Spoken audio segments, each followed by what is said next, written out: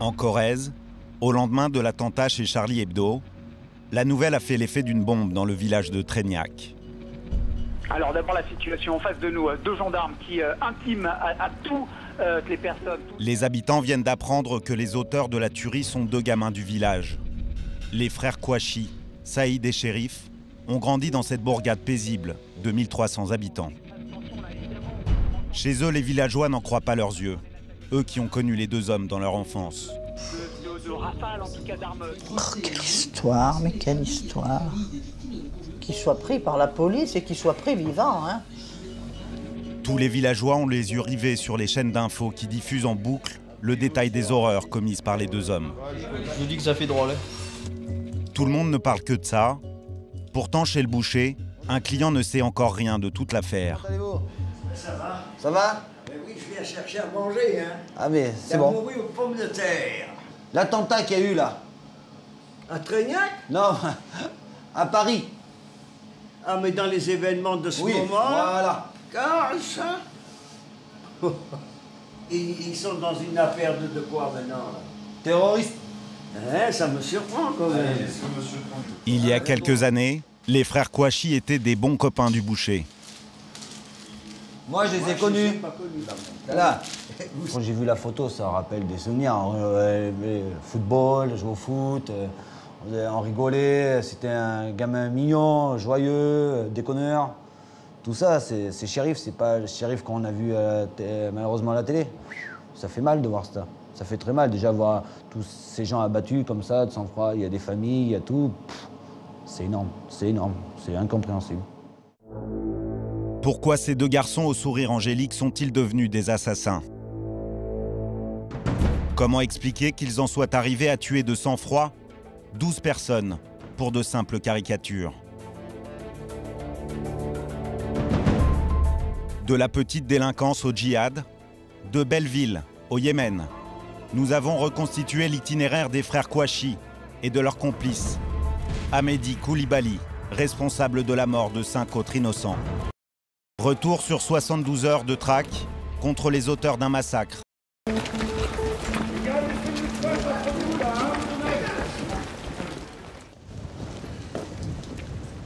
Ces 3 journalistes ont vécu l'attentat de l'intérieur. Leur agence de presse se situe au 3e étage de cet immeuble, juste au-dessus de la rédaction de Charlie Hebdo. Jean-Baptiste, Arthur et Jennifer montent se réfugier sur le toit dès les premiers coups de feu. Ils ont tout filmé.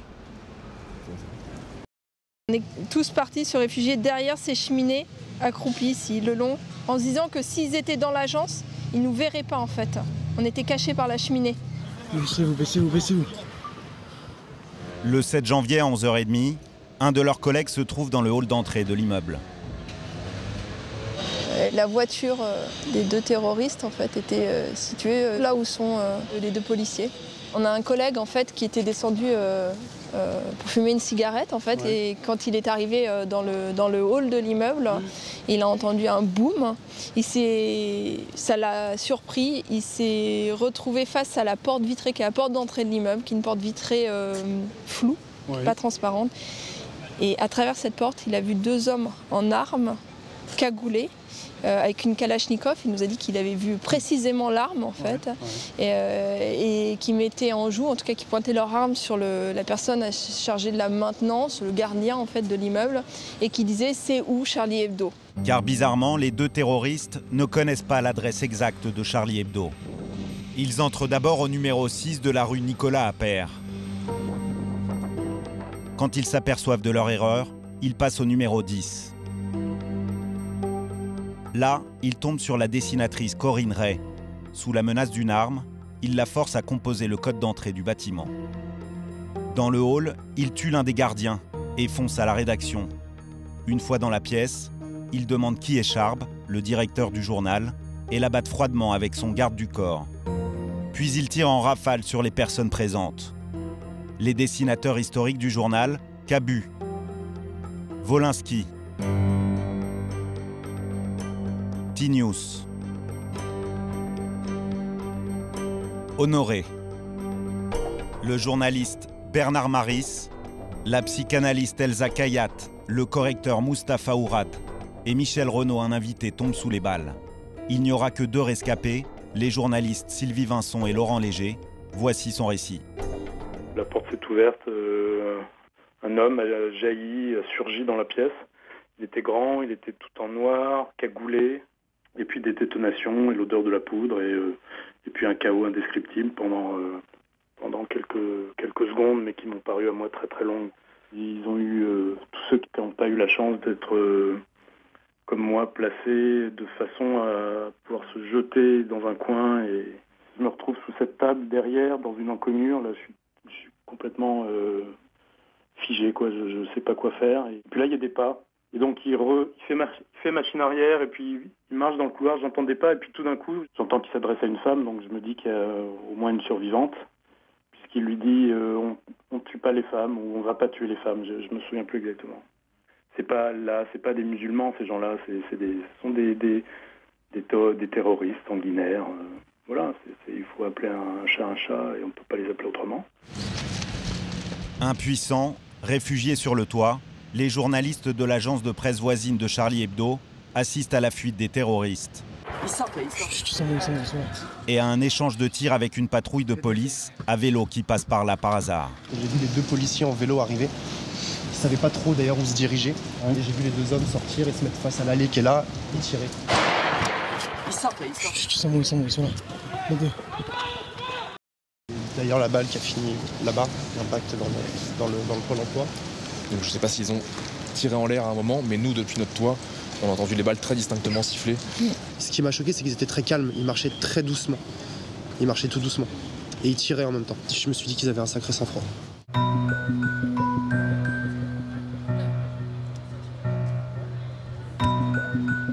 Face à des armes de guerre type Kalachnikov, les policiers ne font pas le poids. Ils partent chercher du renfort. Ce qui n'inquiète pas les 2 assaillants.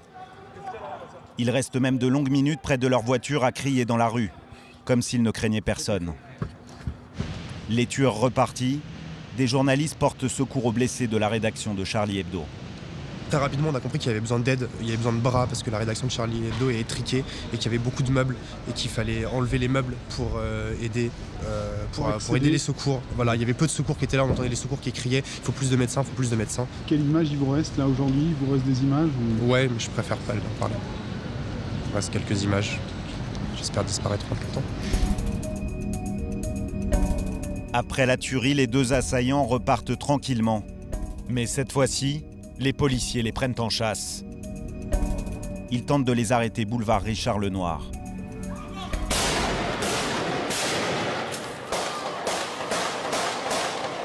Un policier blessé tombe à terre.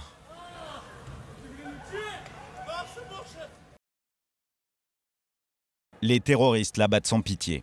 Après ce meurtre, ils haranguent même les passants.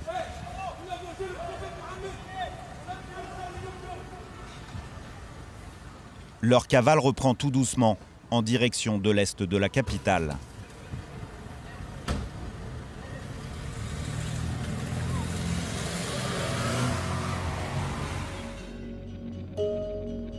Sur leur trajet, ils font encore un blessé. La tension semble enfin monter chez les 2 hommes. Ils provoquent un accident rue de Meaux dans le 19e. Leur voiture est inutilisable, ils en volent une autre. Les policiers perdent leurs traces sur le périphérique aux alentours de la porte de Pantin. Les tueurs sont dans la nature, rien ne permet de les identifier. Mais une incroyable aubaine va permettre aux enquêteurs de mettre un visage et un nom sur les 2 hommes. Dans la voiture qu'ils ont abandonnée, les fuyards ont laissé un indice capital. Une carte d'identité. Elle est au nom d'un certain Saïd Kouachi. L'homme n'a à son actif qu'un seul vol à l'étalage. Son frère shérif, lui, a un casier nettement plus chargé. Il a été condamné plusieurs fois pour ses activités en lien avec la mouvance islamiste.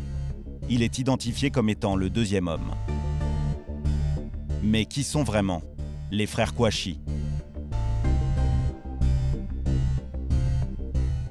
À Trégnac, on les a bien connus lorsqu'ils étaient enfants. À l'âge de 12 et 14 ans, Saïd et Chérif sont placés dans ce centre d'accueil, suite au décès de leurs parents. Orphelins, ils vont passer ici 6 ans, jusqu'à leur majorité. Patrick Fournier dirige aujourd'hui le foyer de Trégnac. Éducateur à l'époque, il se souvient bien des 2 jeunes pensionnaires. Les gens sont unanimes, hein. Je veux dire, ces jeunes n'ont pas posé de problème de comportement, ils n'ont jamais fait l'objet de signalements auprès des services sociaux ou des magistrats par rapport à d'éventuels problèmes de comportement, une attitude violente ou autre. Et ce sont des jeunes qualifiés de sympas quoi, par l'ensemble des professionnels qui les ont pris en charge. Saïd était l'aîné, il était un petit peu introverti, pas inhibé, mais je veux dire un petit peu sur la réserve. Son cadet prenait beaucoup de place. Hein. Chérif était un bon joueur de football, il mettait ça en valeur. C'était un joyeux luron. Effectivement, était très apprécié en classe, quoi. Un leader presque positif. Mais des jeunes qui étaient très proches l'un de l'autre. Quelle place tenait la religion à l'époque ? Pas de prosélytisme. Ils pratiquaient déjà leur religion, la prière. Non, à ma connaissance, non, on en discutait hier, non. À l'époque, les frères Kouachi suivent leur scolarité au collège de Trégnac. Ils sont loin d'être de bons élèves, mais Chérif, le plus jeune, est un garçon sociable et sympathique, très apprécié par les enseignants. 20 ans plus tard, Françoise Ronfet, son professeur de biologie, se rappelle encore de ce jeune homme attachant. Voilà. Chérif, lui, il était très vif, enfin, tout du moins dans ma matière, ça lui plaisait. Donc, j'ai pas eu vraiment aucun problème avec lui, aucun problème. Il faisait bien un petit peu le malin de temps en temps, mais pas dans les cours. Mais je pense que tout le monde l'aimait bien, et ses camarades l'aimaient bien, parce que je vous dis, en 5e B, quelques années auparavant, il avait été élu délégué de classe. Kouachi Chérif, voilà. Après le drame, l'enseignante a ressorti ses vieux carnets de notes et retrouvé la trace de son ancien élève. En français, ça n'allait pas.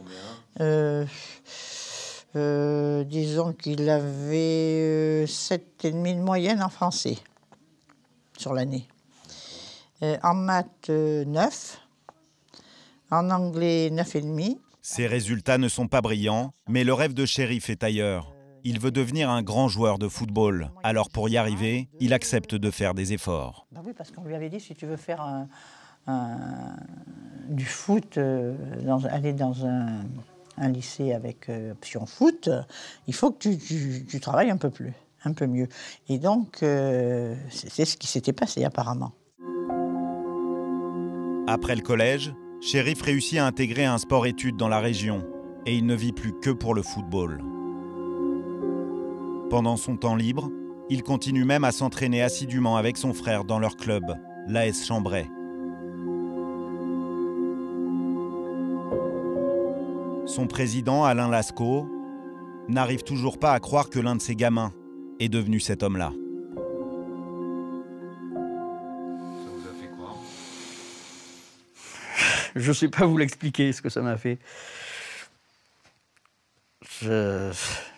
Ça tourne dans la tête et voilà quoi. Je sais pas. Ça fait bizarre de savoir qu'il a porté nos maillots et puis voilà quoi. Il jouait quel poste ? Attaquant. Et il se tirait la bourre avec d'autres joueurs pour celui qui marquait le plus de buts quoi. Mais bon. C'était un bon joueur. Ouais, c'était un bon joueur. Hein. Et je vous dis, vous avez vraiment des souvenirs de... Sympa et tout, il nous emmerdait pas, rien du tout. Hein. Lui se rêvait en joueur professionnel, quoi. Ben, apparemment, il avait les ambitions pour être pro, mais bon, apparemment, ça n'a pas marché. Hein. Parce qu'il était monté apparemment sur Paris pour ça, mais... il est mal tombé, quoi. C'est-à-dire, il est mal tombé. Ben, il a mal viré, puisque il n'a pas continué le football, là-haut. Hein. Il aurait peut-être mieux fait de rester ici, hein. Car c'est dans la capitale qu'il va tomber dans l'islamisme fanatique. À 18 ans, Chérif quitte Trégnac pour rejoindre son frère Saïd, installé depuis 2 ans au but de Chaumont, dans le 19e arrondissement. Ses rêves de footballeur s'envolent, il n'a aucun diplôme et se contente de petits boulots. Très vite, il se fait de nouveaux copains comme Tamer Bouchnak, avec qui il traîne dans le quartier. Ensemble, ils commettent des petits délits et pensent surtout à s'amuser. La journaliste Magali Serre a réalisé en 2005 un reportage sur ces jeunes pour l'émission Pièce à conviction. Chérif a alors les rêves de beaucoup de jeunes du quartier. C'est un fan de rap, plus prêt à profiter de la vie et des jolies filles que d'aller à la mosquée. Alors, Chérif Kouachi, les personnes qui m'en ont parlé le décrivaient plutôt comme un garçon qui savait pas quoi faire de sa vie. C'était vraiment... Il était en rupture avec le système scolaire. Il aimait bien les filles, il avait des problèmes de délinquance. Il était plutôt du genre à fumer des joints et à boire des coups, vous voyez, à l'époque. Tout bascule le jour où Chérif et ses copains rencontrent cet homme, Farid Ben Yettou. C'est un prédicateur qui prône un islamisme radical. Charmeur, il sait parler à ces jeunes un peu perdus. Au fil des mois, il les fait changer de mode de vie. La bande troque la fête pour la prière et le djinn pour la djellaba. Farid Ben Yettou a une idée en tête, les envoyer faire le djihad en Irak contre les Américains. Chérif est particulièrement réceptif. En quelques mois, lui aussi va devenir un élève assidu de Farid Ben Yettou. Et durant ses cours, voilà ce que Farid lui aurait enseigné. Farid m'a dit que les textes donnaient des preuves du bienfait des attentats. C'est écrit dans les textes que c'est bien de mourir en martyr. Ils allaient s'entraîner, ils allaient courir au bout de chemin ensemble, ils partageaient leurs idées ensemble, ils apprenaient l'arabe ensemble avec Farid Ben Yettou. Donc c'était un groupe d'amis, en quelque sorte. Mais c'était pas une organisation pour taper en France, justement, pour attaquer la France. C'était pas ça. L'idée, c'était de s'organiser pour partir, rejoindre ses frères musulmans en Irak. Leur préparation au combat prête à sourire. Elle se résume à quelques joggings et étirements au parc des Buttes-Chaumont. Et le maniement des armes est plus que théorique. Il se fait à l'aide de simples dessins de Kalachnikov. Plus les jours passent, et plus Chérif mesure qu'il n'a pas l'âme d'un guerrier. C'était l'un des moins motivés de la bande. C'était l'un des moins convaincus. C'était l'un des plus jeunes, mais un peu vantard, etc. Donc c'est ce qu'il a dit d'ailleurs après dans ses dépositions, c'est qu'il ne pouvait plus reculer quand il avait dit qu'il allait partir en Irak. Il n'avait plus vraiment envie d'y aller, mais il ne pouvait plus reculer, quoi. C'était un peu ambiance, moi je pars, toi aussi, ouais bah évidemment, etc. quoi. C'est quand même des ambiances comme ça. Hein. Une pression d'autant plus grande que certains membres de sa bande sont déjà partis combattre en Irak. En 2003, un journaliste de RTL tombe sur l'un d'entre eux. À son micro, il appelle ses copains restés à Paris à le rejoindre sans tarder. Tous mes potes dans le 19e, je vous dis, venez faire le djihad. Je suis là, c'est moi, Abou Abdellah. Je suis en Irak, on fait le djihad. Tous mes frères qui sont là-bas, venez, pour défendre l'islam. Tout ce qui va tuer l'islam, on va les tuer. Je suis dynamite et boum, boum. J'appelle tous mes potes du 19e à venir. C'est-à-dire qu'il y avait vraiment comme ça un mouvement, quoi. Tout d'un coup, ces jeunes, ils avaient quelque chose à faire. Ils avaient enfin un idéal, en quelque sorte, quoi. En mai 2005, avant de partir à la guerre, Chérif Kouachi et son ami Tamer Bouchnak partent en pèlerinage à la Mecque. Quand ils rentrent d'Arabie Saoudite, ils sont arrêtés par les services secrets français, qui, entre-temps, ont démantelé la filière des Buttes-Chaumont. Le djihad de Chérif s'arrête avant même d'avoir commencé. Ce qui est fou, c'est que c'est les policiers français qui lui ont certainement sauvé la vie en 2005 en l'arrêtant. C'est-à-dire que si Chérif Kouachi était parti en Irak, il y a de grandes chances pour qu'il ne soit jamais revenu, parce qu'il y a plein de garçons du 19e qui sont partis là-bas, qui ne sont jamais revenus à cette époque. Chérif Kouachi, qui n'avait aucune formation militaire, qui était un peu naïf, pas très malin, peut-être qu'il il aurait été tué lors du premier combat, quoi. Il y a des grandes chances. Leur procès a lieu en 2008. Chérif Kouachi, que l'on voit ici de dos, et son copain Tamer Bouchnak sont accusés d'association de malfaiteurs en relation avec une entreprise terroriste. Ils risquent 10 ans de prison, mais dès le début, ils ne cachent pas leurs idéaux. Dominique Mani, l'avocat de Bouchnak, s'en souvient encore. Au cours de cette audience, il se passe un incident qui dure juste quelques secondes. La présidente d'audience s'adresse aux prévenus. Un gendarme dit « levez-vous ». Et ni Kouachi ni Bouchnak ne se lèvent. Et moi j'insiste en disant « écoutez, levez-vous, la présidente s'adresse à vous, il faut vous lever ». Et mon client me fusille du regard en disant non, on ne se lèvera pas, c'est une femme. Et elle représente la justice. Et nous, cette justice, on ne la reconnaît pas. Au procès, Cherif Kouachi raconte qu'il a été manipulé par le chef de la filière des buttes Chaumont. Il a déclaré « Regardez-moi, je suis le pauvre petit jeune qui s'est fait embrigader et je ne suis absolument pas un fou qui va commettre des attentats en France. Je n'ai rien contre vous. Je suis une personne qui va se battre. Je ne suis pas un terroriste. Je suis un combattant. » C'était des espèces de pieds nickelés ou de bras cassés.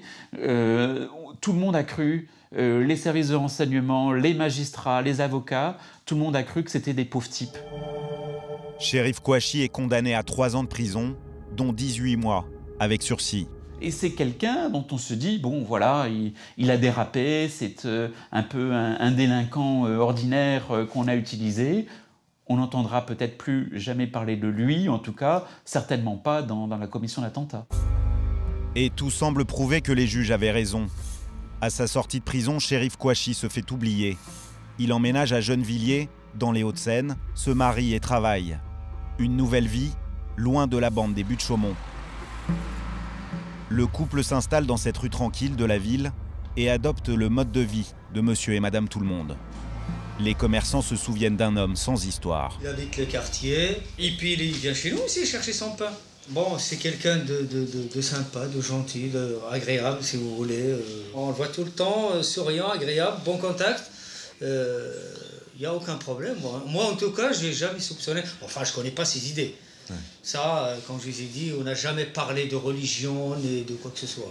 On se dit bonjour, c'est tout. Même le facteur qu'il croisait régulièrement n'avait rien soupçonné. C'est un quartier tranquille, hein. Franchement, il n'y a aucun problème. Moi, j'ai jamais rencontré de problème, les gens ils sont sympas, tout ça. Et même, franchement, c'est surprenant qu'il y ait ça ici. Hein.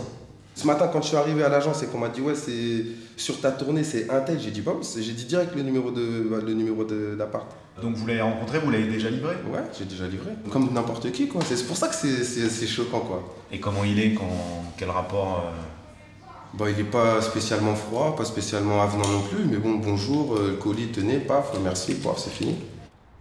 Cherif Kouachi et sa femme vivaient dans ce grand immeuble où, comme souvent, les voisins se croisent sans se connaître. Et après l'attentat, rares sont ceux qui acceptent de parler.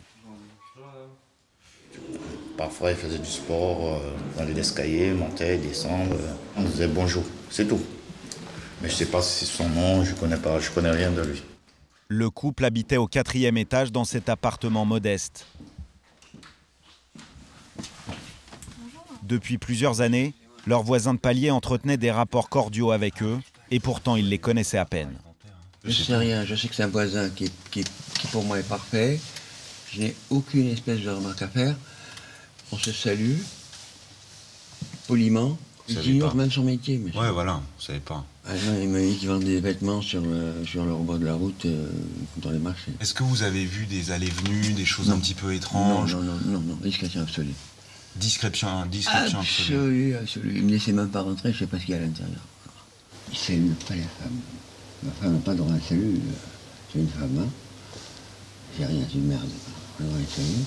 La femme, je ne la connais pas, elle cache son visage. Porte un voile. Quand je prends l'ascenseur, elle descend. Elle sort de l'ascenseur pour laisser monter. Quand elle descend avec sa femme, j'entends 2 voix qui descendent, et je vois qu'une seule personne. Puis, elle, sachant que moi je monte, elle se cache dans une encoignure. Pourquoi je la vois, puis elle descend. Elle est pratiquante de sa façon. Discret, tranquille, Cherif Kouachi s'est fondu dans le paysage. Pourtant, parfois, il dérape. Son visage d'islamiste radical ressort. En 2009, il est embauché à la poissonnerie d'un hypermarché en région parisienne. Le rayon est dirigé par une femme, une autorité qui le dérange, au dire de l'un de ses anciens collègues. C'est un mec qui connaît son travail, tout ça, mais une fois il s'embrouille un petit peu parce qu'il a demandé de faire quelque chose. Il a fait tu vas la fermer parce que sinon je vais t'en coller une. Et il l'a menacé, il l'a menacé, ouais. Tu vois qu'il se te donne un coup. C'est une femme donc, enfin, tais-toi quoi. Pour lui, une femme doit se mettre du côté au fait. Même à la mosquée de Gennevilliers, il finit par se faire remarquer. 2 jours après les attentats, Mohamed Ben Ali nous y accueille. Il préside l'association qui gère la mosquée de la ville. Donc là, c'est la salle principale, la salle de prière principale pour les hommes. Donc on a 2 salles. On a une salle pour les femmes et une salle pour les hommes. Ce lieu de culte a vu le jour en 2010 avec le soutien de la ville et de la communauté chrétienne. Cette mosquée, on la voulait ouverte, transparente et accueillante de tous les citoyens de notre ville ou de notre pays. On nous a dit que l'un de ces 2 hommes venait ici de temps en temps. Alors oui, donc sa tête nous dit quelque chose. C'était pas des habitués de la mosquée. Ils venaient de temps en temps. Les grandes prières, des fois les vendredis. D'ailleurs, on a eu un petit incident avec lui un jour, quand l'imam avait invité les musulmans à aller s'inscrire sur les listes électorales et aller voter. Lui, il n'a pas terminé la prière, il est sorti. Il est sorti, il n'était pas content, et donc, parce qu'il n'était pas d'accord que la communauté participe aux élections. Une fois encore, Cherif Kouachi rejette les institutions de la République, comme tous les islamistes radicaux. D'ailleurs, il ne fréquentera plus la mosquée de Gennevilliers. Qu'est-ce que vous ressentez, vous, aujourd'hui, après avoir su que ces 2 personnes sont impliquées dans ces... Écoutez, on est choqués, bien sûr. On est choqués d'abord. Pour nous, c'est pas l'islam. C'est une interprétation personnelle d'un cinglé, d'un fou furieux. Je ne sais pas comment qualifier ça, mais ça n'a rien à voir avec la religion. Je ne me reconnais pas dans cette religion de ces personnes, de ces criminels qui ont fait ces actes. En 2010, Cherif Kouachi quitte son costume de Monsieur Tout-le-Monde et entre à nouveau dans les radars de la police. Les services secrets ont remarqué qu'il descend régulièrement dans le Cantal. Il va voir une vieille connaissance, rencontrée en prison, Jamel Begal. Ce terroriste membre d'Al-Qaïda vit en résidence surveillée. Il a été condamné pour avoir fomenté un attentat contre l'ambassade des États-Unis à Paris. Sur ces photos prises par la surveillance policière, Cherif joue au foot avec celui qui est devenu son mentor.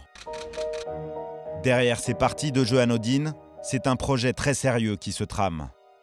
Ensemble, ils préparent l'évasion de Smaïn Aït-Ali Belkacem, le cerveau des attentats du RER de Saint-Michel en 1995 à Paris.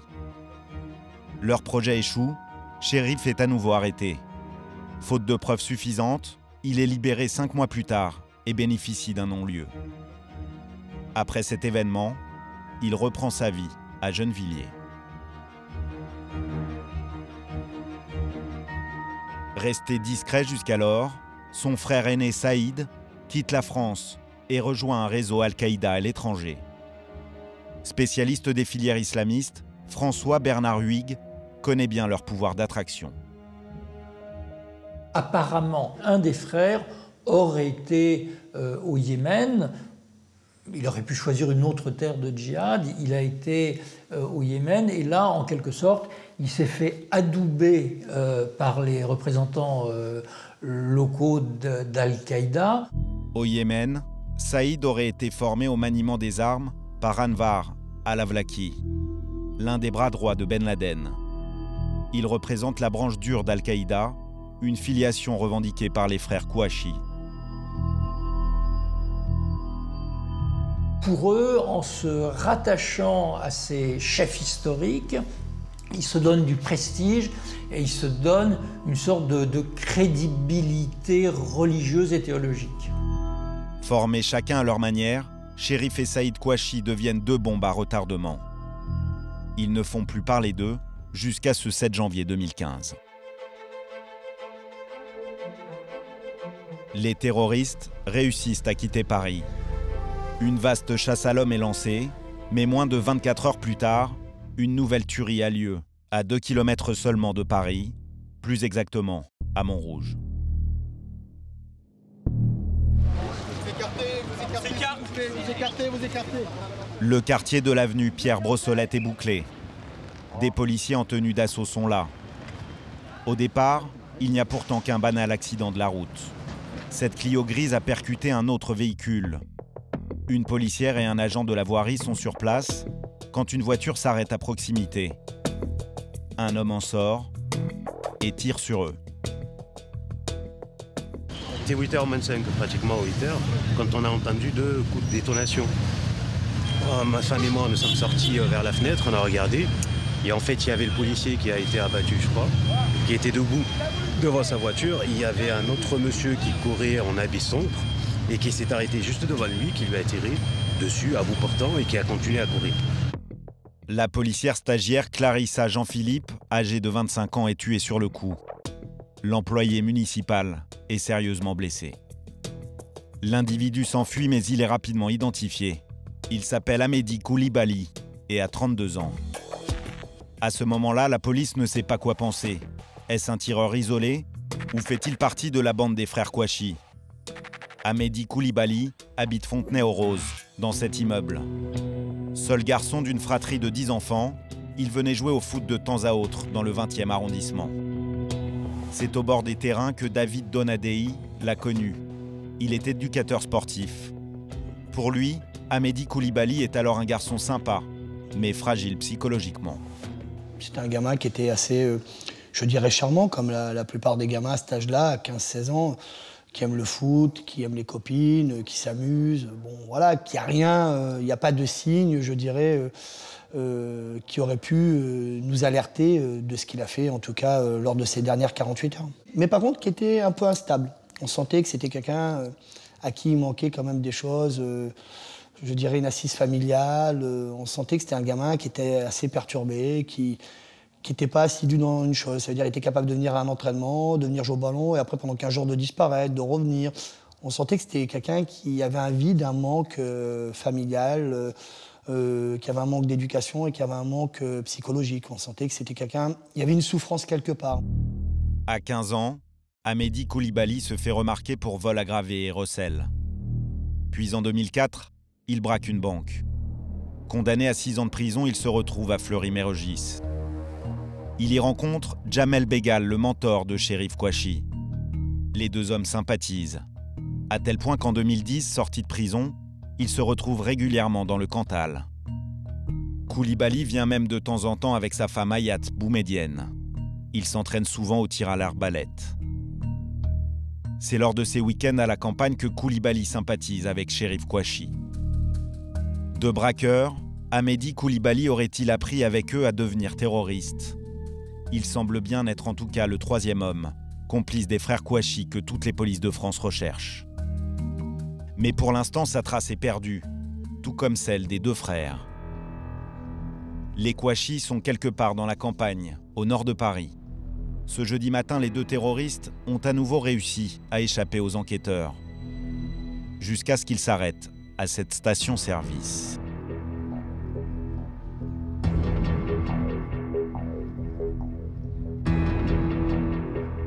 Malgré les caméras de surveillance, ils décident de la braquer pour se ravitailler en essence et nourriture.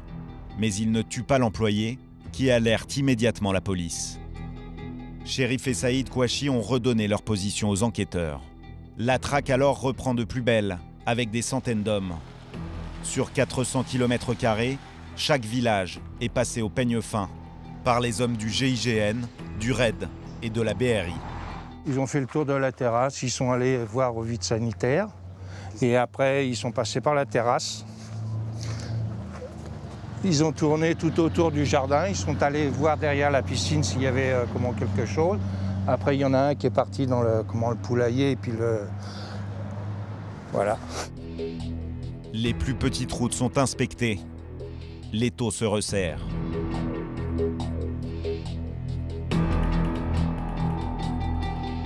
Le lendemain matin, vendredi, à Montagny-Sainte-Félicité, les Kouachi braquent une voiture et épargnent la conductrice qui donne l'alerte. Coincés, les 2 fugitifs s'arrêtent à Damartin en Goële, dans une imprimerie de la zone industrielle, située juste derrière cet immense entrepôt. Les habitants prennent conscience de ce qui se passe quand vers 8 h du matin, comme Catherine, ils voient des hélicoptères s'installer en vol stationnaire au-dessus de la petite ville. D'ailleurs, je vais vous montrer, parce que c'est le bruit qui est le plus violent, c'est terrible. Ouais, ça, c'est 2 heures d'affilée au-dessus du jardin, donc ça vous prend au truc, quoi, à un moment donné.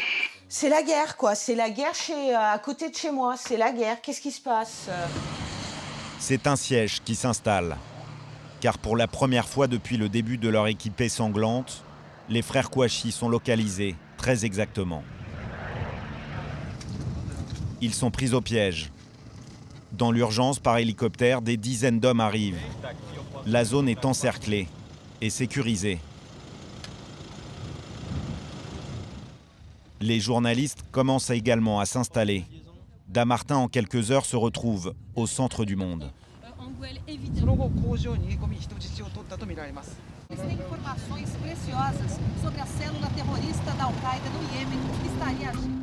Une longue attente commence, rythmée par quelques mouvements des forces de l'ordre. Les 2 terroristes n'ont pas d'otages. Ils ne savent pas qu'un employé de l'imprimerie s'est caché à l'intérieur. Les journalistes appellent en permanence le standard, en espérant qu'un des 2 frères décroche. Quand soudainement, à 9h45, c'est le cas. Chérif Kouachi répond aux questions de BFM TV. J'ai été envoyé, moi, Chérif Kouachi, par Al-Qaïda du Yémen.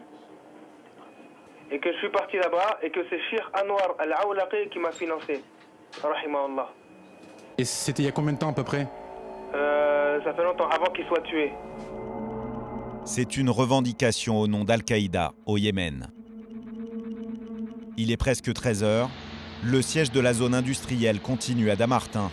Quand au même moment à Paris, des policiers font évacuer d'urgence le rond-point de la porte de Vincennes. C'est un riverain, Philippe, qui a tourné ces images. J'ai compris qu'il y avait quelque chose, les policiers bougeaient énormément, il y avait beaucoup d'agitation. Il y a un policier qui commence à se planquer derrière son véhicule et les gens qui commençaient à courir, et c'est là où j'ai compris qu'il y avait quelque chose qui était de grave qui était en train de se passer. C'est ce petit supermarché cachère, à gauche de l'image, qui est pris d'assaut par un homme seul. Est-ce une nouvelle tuerie? Une prise d'otage? Est-ce le fameux 3e homme qui repasse à l'action? Malik et Lassana se sont retrouvés malgré eux au cœur de l'événement. Lassana comme otage, car au moment de l'attaque, le manutentionnaire est au travail dans les sous-sols du magasin. Quand j'étais en bas, au bout de 5-10 minutes, j'entends un coup de feu là-haut. Il y a tout le monde qui crie, il est là, j'entends papa dans le magasin. J'entends tout le monde qui descend sur l'escalier, il descend en courant, et les touristes sont dans les magasins, ils sont dans les magasins. C'est ce moment que moi, je me dis, qu'est-ce qui passe? Ils ont dit qu'ils sont là, ils sont là. Après, la porte était ouverte, la porte des Sorzolais. Après, je vois la porte, je dis, allez, rentrez. On est tous rentrés, on a fermé la porte. Dans la chambre froide? Dans la chambre froide, oui. Vous étiez combien dans la chambre froide? On était à peu près 9-10 personnes. Pendant ce temps, à l'extérieur, en quelques minutes, toutes les forces disponibles sont à nouveau mobilisées. Et ce quartier de Vincennes, limitrophe de Paris, est encerclé par la police. D'accord, ça, au carrefour suivant où il y a l'écart, j'ai des mecs. Monsieur, vous arrêtez de filmer s'il vous plaît. J'ai vu à gauche là aussi. Voilà, à gauche, au niveau de l'école, j'ai des mecs. La tension est extrême. Les forces spéciales de la police amènent déjà les boucliers d'assaut.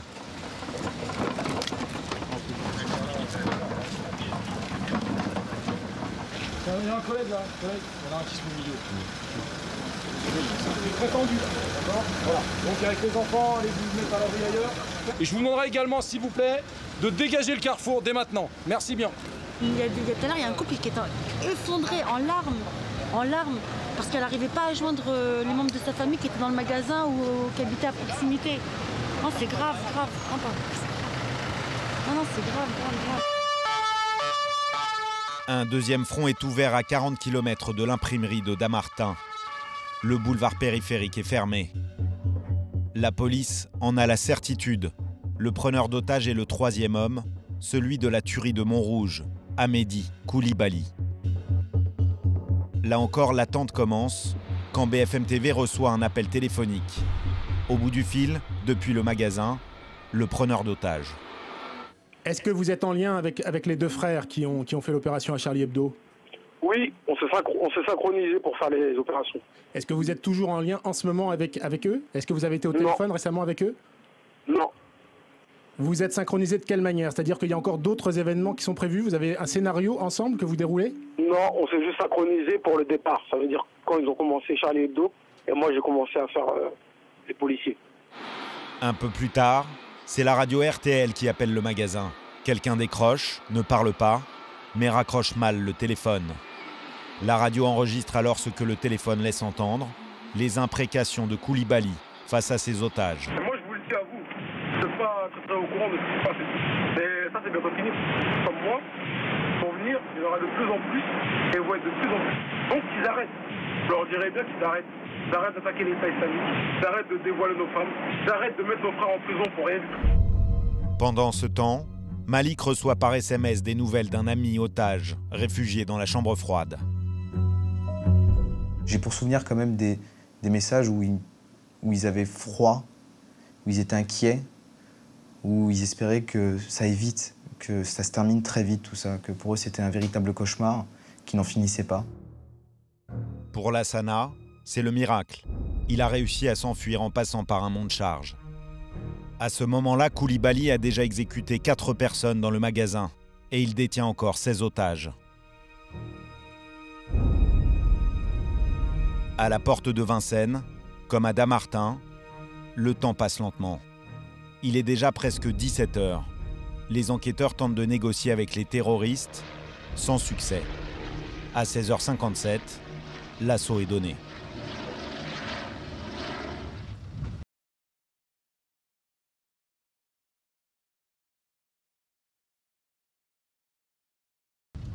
Contre toute attente, les 2 terroristes sont sortis lors de l'assaut du GIGN et ont été abattus.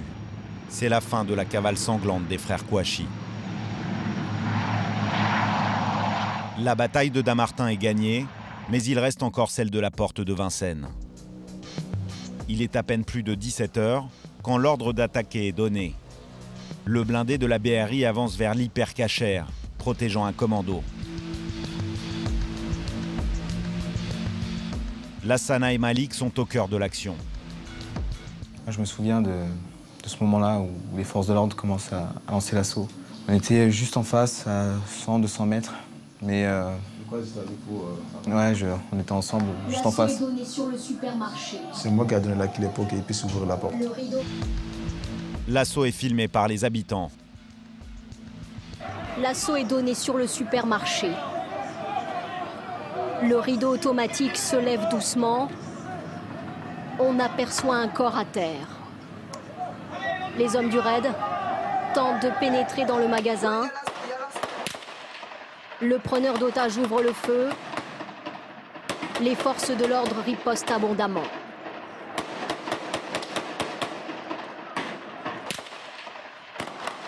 On aperçoit clairement le terroriste se jeter sur eux, arme à la main. Il est abattu. Putain! Putain! En criant. Ça fume, ça fume, ça fume, ça fume. Les otages sont rapidement évacués le plus loin possible vers des équipes médicales. 6 d'entre eux sont blessés.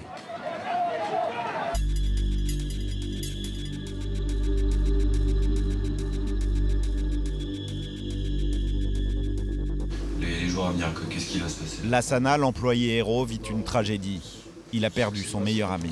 C'était mon pote, mais on est comme les frères, quoi. Et il s'appelle Yohan. Quand il est mort, je n'ai pas su là-bas. C'est après les otages qui sont sortis qui m'ont dit que c'était lui qui sont tirés après. Avec le corps de Yohan, les policiers découvrent encore 3 victimes abattues par Hamedi Koulibaly. Lors de l'assaut, 3 policiers ont aussi été touchés. En moins de 15 minutes, les hommes qui terrorisaient la France ont été neutralisés. Pourtant, l'inquiétude demeure au plus haut niveau de l'État. D'autres membres de ce réseau seraient-ils sur le point de lancer de nouvelles attaques terroristes? Comme Hayat Boumedienne, la femme de Koulibaly, qui serait selon les services secrets turcs en fuite en Syrie.